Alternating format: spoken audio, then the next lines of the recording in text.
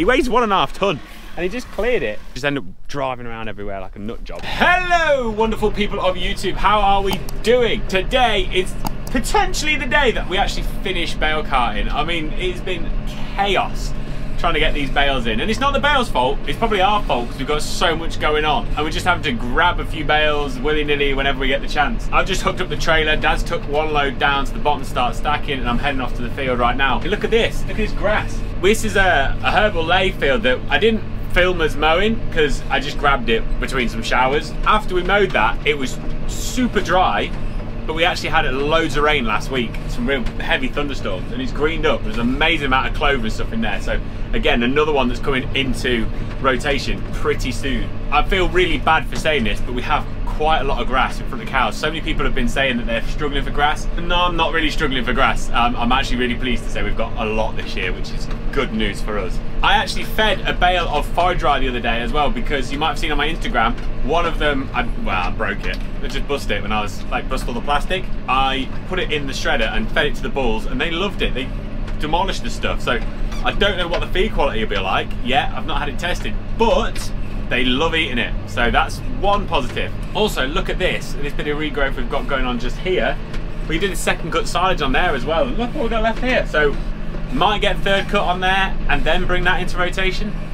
Might just bring it into rotation. Don't know yet, we'll see. I know I've got tons of comments to get back to and I haven't got back to you guys. I'm really bad, I'm really sorry, because things have just been chaos at the minute and I just haven't got back to anybody. But if you do leave a comment, I can promise you I read it and I will reply at some point. Someone was asking why we don't put all the bales on the rounds and we cart them all on the flats. And the reason is because we stack them all on their ends like cans and they stack way better. And if I carted them on their rounds, the trouble would be getting them off the trailer at the other end. You would rip loads of the plastic, so that's why we put them on their ends. And it's quite easy for me to just put them on their ends on the trailer. I actually need an end tip kit on the wrapper because that would make life so easy, wouldn't it?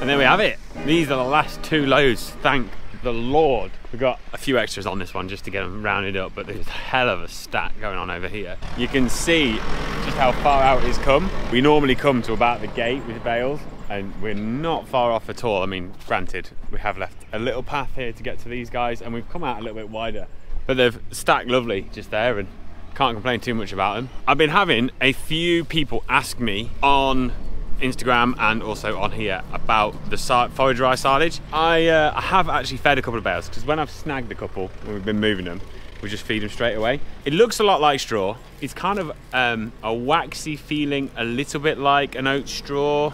It smells lovely. It smells like a grass silage. It has a bit of moisture in the bales, a bit like grass silage does. And the cows, they seem to like it. So hopeful when we actually do get to analysing it that it is really good. Oh, while I'm down here, I want to show you something as well. Some of you might have seen on Instagram that we had the AHDB here doing a farm tour. So they brought a load of people who work for the AHDB to get them on farm, because a lot of the office staff don't go on farm at all because they don't need to. So they came here and we took him on a farm tour, and in here I had Lewis. Now this is the bull pens. He was in here just because all the other bulls had gone out, he hadn't gone out, and I wanted to talk about Lewis, talk about EBVs and stuff. And we stuck 60 odd people at the front of here, started talking to them, and Dad popped up at this gate and Lewis didn't like it. And yeah, Lewis decided to jump the gate and killed it, like completely killed it. Killed that gate, smashed the hinge off this one, so this one's fine, but the hinge is broke, so I've got to weld the hinge back on. But yeah, look at this. That is, he made a hell of a job. I mean, he cleared it. He weighs 1.5 ton, and he just cleared it. Luckily, the gate was open just there, and Dad and I managed to shepherd him into the field, because we had a mild panic for a little while. So yeah, it wasn't too bad in the end, but it looks like we're going to build a new gate. That's a job for another day though. Anyway, we'll unload these, and then we've got to go and move some cows.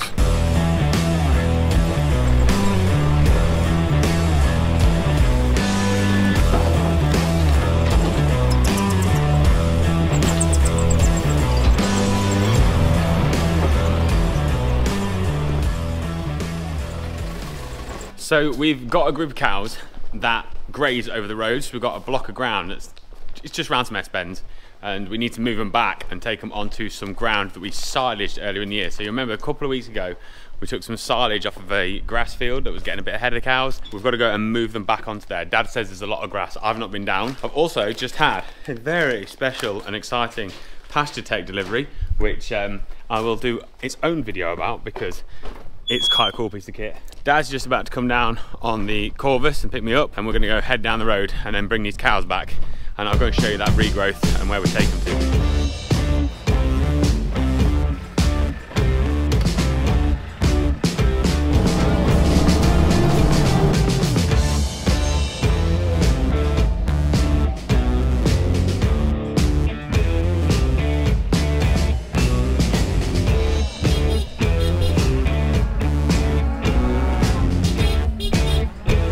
Dad's going to put some solar up so the cows don't go that direction. I've got to run around the corner. I've got the drone up over there, so hopefully you'll be able to see these guys as they run out of the field and run into the next one. My job's to stop the traffic. Righto! Let's press record on here and hopefully we'll get some good footage.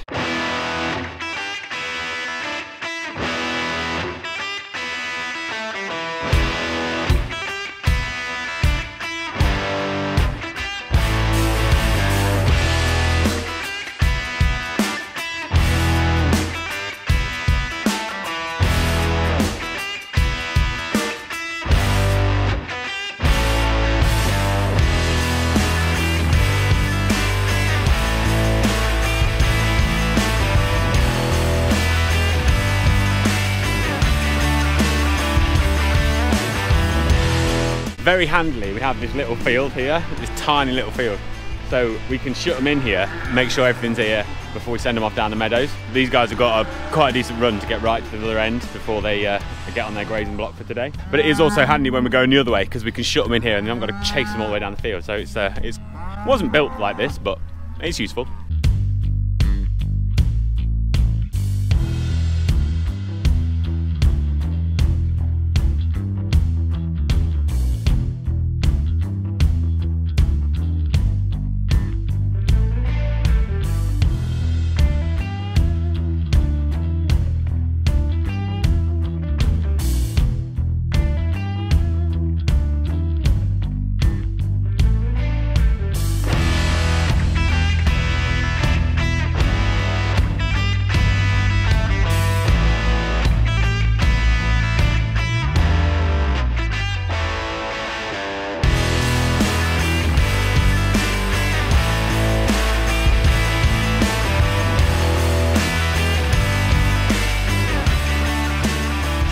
See, there's loads of grass on here, This is the third grazing and it's had that cut of silage as well.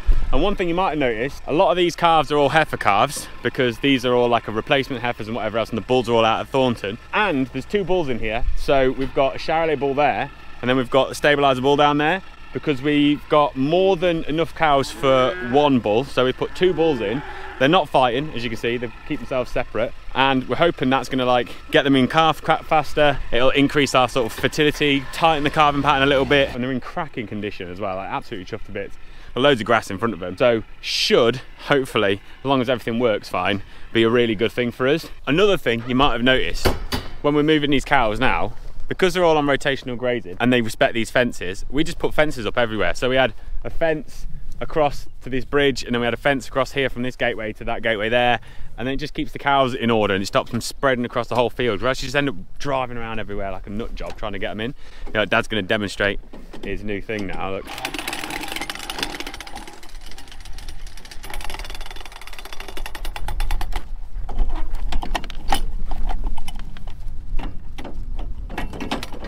One thing I did think when we were driving those cattle across here, it did look like one of those old Western cattle drives. I mean, we only had like 100 odd cattle in that mob and they had thousands, but you know, still very similar. And they'd have a horse, wouldn't they? And we've got the Corv horse. Every good cowboy needs a horse. I'm gonna say it before and I'll say it again.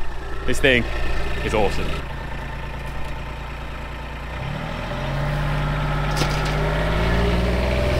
Mr. Catley's now got the half door in for that Corvus too, so we're going to be even better when we've got that on. Yeah, once we've got that on, I'll show it you because it's going to be proper rigged up. But it really is an impressive bit of kit. You should really look at getting one if you're thinking of a new buggy. It's a hell of a thing. Right, that is me for another week. Thank you very much for watching. I have got a crazy week next week. It's going to be mental. All will become apparent very, very soon. But before that, whatever you get up to this weekend, look after yourselves. Have a great weekend and I'll see you in a bit. Ta-da!